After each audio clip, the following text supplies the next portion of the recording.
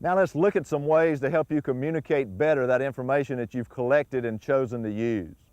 The first thing you've got to do, coach, is one of those things we all know about. You got to get their attention. A lot of times you don't have their attention, so whatever the information you're trying to communicate is, it makes no difference. They're not hearing a word you say or seeing a thing that you do. You've got to get their attention, get them focused. Remove the distractions as best you can. One of those we might want to think about is the sun. When you're talking to your players, as much as possible, if the sun is out really bright, you face it, not them. It's nothing worse than to have a group of players around you and you be trying to communicate, your back's to the sun, their faces in the sun, they're trying to look at you, but they're having to squint their eyes and do everything in the world to keep the sun from brightly shining into their eyes. You don't have their attention at all, and so your message is not going to get through. There are other distractions that also might be present, but just remember that principle when you're trying to communicate information, to remove the distractions. Get them focused on what they're doing. Now let's look at verbal communication. This is the way that we seem to try to teach more often than anything else. We use words. Make sure those words create visual images. You've got to use words that players relate to, words that they can use to paint a picture in their mind. An example of that is we relate one skill to something they already know about verbally is the skill of throwing. If we want players to learn to throw better, one of the things that we can do is relate that to an already known skill of swimming for most of them. Teach them to throw by using a swimming drill. They know about that arm action in swimming, and so when you relate or when you verbally explain the skill of throwing, relate it to the skill of swimming. Another example might be in trying to get your players on ground balls to get their hands out in front of them. And we might use the terms to push your hands out or reach out with your hands or whatever, get your hands out front. We might want to refer to the AT&T commercials. Reach out and touch. Most of our players watch a lot of television, some a lot more than they probably ought to. But they need to learn to reach out and catch. And so by referring to reach out and touch, reach out and catch, we're using words that paint a picture in their mind. And they're able to remember this and do it. When you're using words, use words that they understand, small words. You might impress somebody with big words, but you don't express yourself as well. Use words they understand.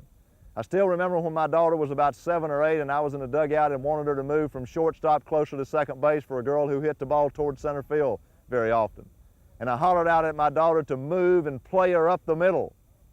Well, my daughter, hearing me say up and middle, moved forward, up, closer to the batter, and straight forward because I said middle. She didn't move up to the right or up to the left. She moved straight up in the middle. I meant for her to play closer to second base. That was my fault for using the wrong words. I should have said move closer to second base. When you're communicating verbally, use words that they understand.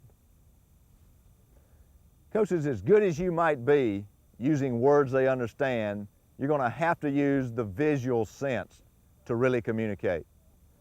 They tell us that the nerve pathways from the eyes to the brain are 25 times larger than the nerve pathways from the ear to the brain, and that the eye is the only sensory organ that contains brain cells. People learn about 85 to 90% of the information they learn in their life through their sense of vision.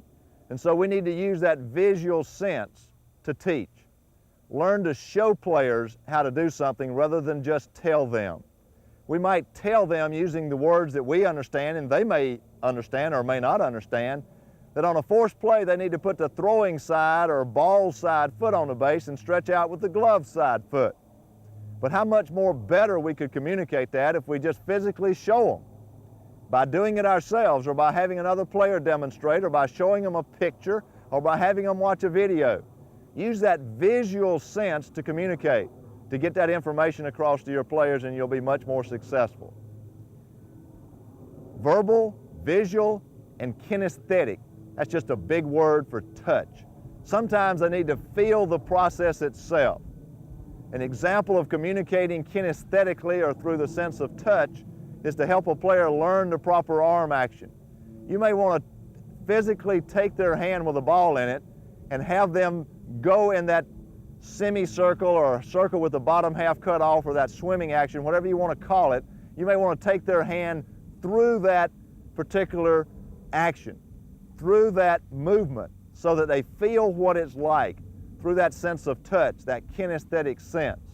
And so you want to communicate verbally, visually, and kinesthetically so that they can get the feel of it. There's a saying, tell me, I'll forget, show me, I may remember, but involve me and I'll understand. Physically involve them in the skill that you're trying to teach, and you'll be much more successful relaying that information.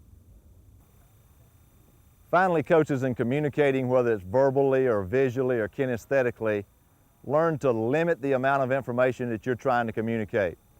Probably 2 or 3 items at a time. Keep in mind the vital few versus the trivial many. You know, a lot of times we kind of get what we might want to call trapped in trivia, and we just go on and on and on and on and on about all of these different things. Kids can't remember all of that. So limit what you're trying to communicate to the vital few. It's better to do a few things well than a lot of things poorly. So as you look at these resources, remember information. It's a very important resource. You're never through learning. You can continually learn your entire life. You can always become a better coach. They can always become better players. Make the most of information when you're organizing your practices.